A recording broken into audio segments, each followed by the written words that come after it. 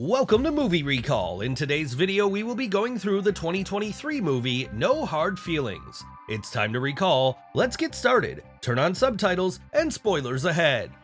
The movie starts and we see a man named Gary on a tow truck. He is about to tow a car that belongs to Maddie. Maddie works as an Uber driver and she has not been doing well on the financial front lately, so she has not been able to pay the property tax and now her car is getting towed. She begs Gary not to do so, but Gary does not listen to her. It is revealed that Gary and Maddie used to go out, but now they apparently hate each other. Maddie is now worried for her survival because her car was the only source of income she had. Maddie gives it another try. She tries to flirt with Gary so that he does not take away the car. Gary is convinced to some extent, but then a boy in his underwear comes out of Maddie's house and Gary of course gets jealous and pissed and refuses to help her out. Maddie lies to Gary, telling him that the boy is her cousin, but the boy comes forward and hugs Maggie from behind in a sensual manner, which pisses Gary off even more and he takes the car away. We learn that she has another job where she works as a bartender, but now she does not even have her car to get to work on time. She puts on her rollerblades and hits the road. On her way, she sees Gary's two trucks parked near a store, and Gary can be seen buying food in that store. Maddie's car is still hooked to the tow truck and she decides to take it. She gets in the car and tries to drive away without realizing it is still hooked to the truck. Gary gets there and reports her to the police, but a friend named Gabe saves her ass at the police station. She rants to him about how her life seems to be falling apart and makes her way to the bar to work. She ends up getting into an argument with a customer, and her boss named Fern goes on to scold her and tells her to roll napkins with her friends named Sarah and her husband. As they talk, Sarah scrolls on her phone and she goes on to show Maddie a job posting. The job has been posted by a rich couple who wants a grown woman to date their 19-year-old son and make him into a man because the boy is really introverted, so the parents are offering a job to any girl who is willing to date this boy for a nice payment, and the payment is going to be a nice car called Buick Regal. Maddie thinks about taking the job but realizes that she is already 32, so she cannot be doing silly stuff like that. She makes her way home and looks at her late mother's photo. She goes on to realize that if she is not able to pay the property tax, she is going to lose this house which was given to her by her mother, and her mother would never want to lose the house. Maddie decides that she is going to take the job and makes her way to the given location where she is welcomed by the rich couple.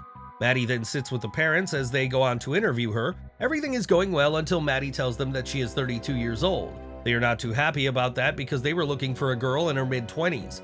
Maddie realizes that if she does not say anything good, she is going to lose this opportunity, so she right away tells the parents that she is trying to get this job because she genuinely wants their boy to become a man as she feels bad for him. The parents, named Allison and Laird, are impressed by her dedication and tell her that she seems good for the job. Laird then says that their son is too introverted and they want him to have some experiences before he goes off to college because life is going to be hell if he goes off to college being a weirdo. They tell her that their son is working at a dog shelter as a volunteer. She gets to work right away. She goes there wearing a revealing dress. She pretends like she is there to adopt a dog and goes to Percy, the boy she is supposed to work on. She talks to him seductively and the boy gets a little confused. She then tells him that she needs his help deciding which dog she should adopt. Maddie then goes in an office with him where he puts in all her information on the system because she has decided to adopt a black dog named Milo. Maddie keeps trying to seduce the boy by showing off her body parts to him. She keeps bending down so that he could look down at her cleavage. She then asks him if he would like to be driven home by her, and Percy is weirded out by that. Maddie has a weird van which is usually owned by kidnappers. Percy gets scared and tells her that he is just going to go on his bike. She puts his bike in the van and tells him to get in. He gets inside the van and she drives him off to her own place so that she could get some private time with him to properly seduce him. He gets scared and sprays her eyes. When he realizes that she was trying to seduce him for real, he feels guilty and helps her relieve the pain. He then goes on to ask her out and she agrees to go on a date with him. The next day they go on a date and Maddie realizes that the boy is really antisocial and he is a coward too. She takes Percy to a closed beach in the middle of the night and asks him to skinny dip with her, and the awkward boy of course has no idea how to respond to that. They are naked in the water when a group of teens steal their clothes. Maddie goes on to beat the teens and takes her clothes from them. Percy tells her that he does not like the fact that she is so wild, and Maddie gets annoyed at him. She tells him that at least she did something. She then tries to seduce him again, but he tells her that he is not going to have coitus with someone he barely knows. She is further annoyed and gets in her car to leave. He begs her to give him his clothes. He is fully naked, but Maddie keeps driving away. He then hangs onto the car and Maddie sees a police car coming. She is scared of losing her license, so she drives past the train and barely manages to get to the other side. Percy is scared to death and she finally calms him down and takes him to her place. She then goes on to dance for him, and as he sits on the couch, she gets on all four with her butt right in his face and tells him to smack her bottom. The awkward boy, having no idea what to do, goes on to kick her on the butt, and she is pissed. Maddie then goes on to sit on his lap, but he says he is not enjoying it, so she makes him sit on her lap like a baby. Maddie then tells him to be intimate with her, saying they could go slow, but he says that he is just too inexperienced for her. He then starts scratching his body, and Maddie lifts his shirt, only to find out that the boy has rashes on his body because of anxiety. Maddie then nurses the boy and he starts opening up to her. She shares her life with him too, and they decide to take things slow and keep dating. Time goes by and they meet each other on a regular basis, and Maddie makes Percy do cool stuff to make him into a mature person. Percy decides to take her to a fancy dinner which will be like prom for them because none of them has even been to prom. As they sit and talk, Percy seems more confident and he goes on to kiss her, which impressed Maddie.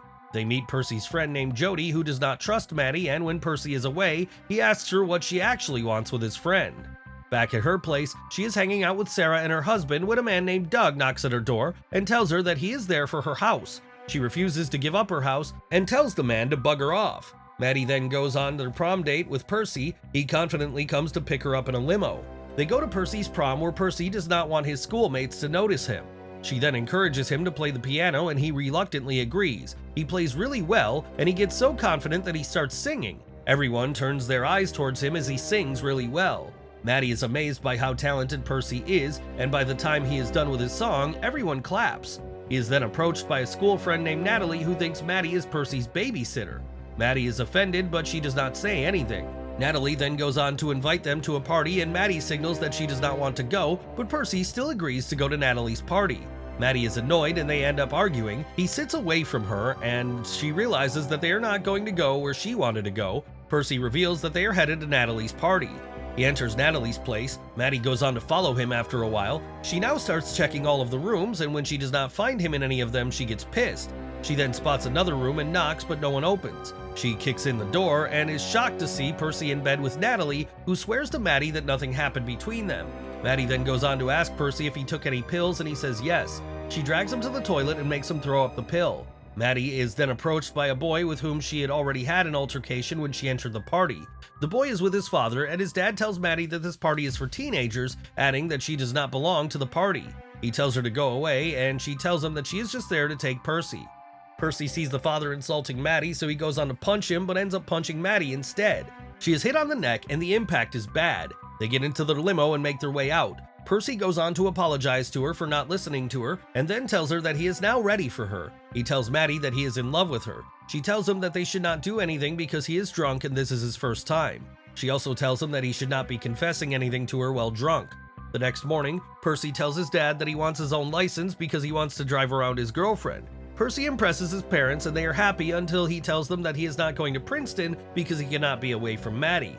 The parents right away call Maddie and tell her that their deal is over and that she needs to stop seeing their son because he is getting overly attached to her. They, however, tell her that she can pick up the car promised to her because she lived up to her end of the deal by making their son come out of his shell. Percy is sitting in the Buick Regal when his mother's phone accidentally gets connected to the car, and while the mother is not able to hear what Maddie is saying, Percy hears everything. He hears her saying if they would really give her the car if she convinced Percy to go to Princeton. Percy is heartbroken at the realization that his parents actually hired Maddie to seduce him into doing all that he did. He decides not to confront anyone just yet. He goes on to invite Maddie over for dinner that evening without checking with his parents first, and the parents are shocked to see Maddie there. During dinner, he keeps low-key insulting the girl, and Maddie keeps getting annoyed. He then receives a call and goes out. Percy is so pissed that he goes on to destroy the Buick Regal with the help of a friend. Percy then goes straight to his room and Maddie follows him. She asks him if he's doing okay, and he goes on to lean in to kiss her, but she stops him. He reacts badly to this rejection, and Maddie tells him that she is willing to get intimate with him if that's what he wants, and he says yes. They get in bed together, but the boy barely lasts a minute and it's over. Percy then tells her that he is aware of the deal she made with his parents, and she gets out of bed and starts getting clothes. They decided to stop seeing each other. Percy is now pissed at his parents. He goes on to confront them about what they did to him. He tells his parents that they need to leave him on his own. He makes it clear that he wants to succeed on his own without his parents' help. Percy again goes back to being an introverted weirdo. He does not get out of his room and is seen gaming all day. On the other hand, Maddie receives a damaged Buick Regal, but she starts working as an Uber driver, and after having worked for a while, she manages to make good money and celebrates with her friends. We learn that she has reached the target she set for herself and has managed to pay her debt as well. Sarah and her husband tell her that they are now moving to Florida because they are not able to afford a place in this city anymore. Maddie is sad, but Sarah points out that she too should consider moving since she has no loved ones left in this city and she is often sad. Maddie decides to sell the house and apologize to Percy before leaving, but he would not listen to her. She hops on his windshield while he is driving, and they end up going to the beach. They finally talk and hug each other. He accepts her apology and reveals that he is going to Princeton, and she tells him that she too is leaving the city to go to California. They promise to stay friends, and Maddie sells her house to Sarah and her husband at a price they can afford and leaves for California. She gives Percy a ride, who is on his way to Princeton, and she reveals that she actually adopted the black dog Milo. And with that, the movie comes to an end. Thanks for watching. Please like, subscribe, and click the bell icon to get new movie recaps.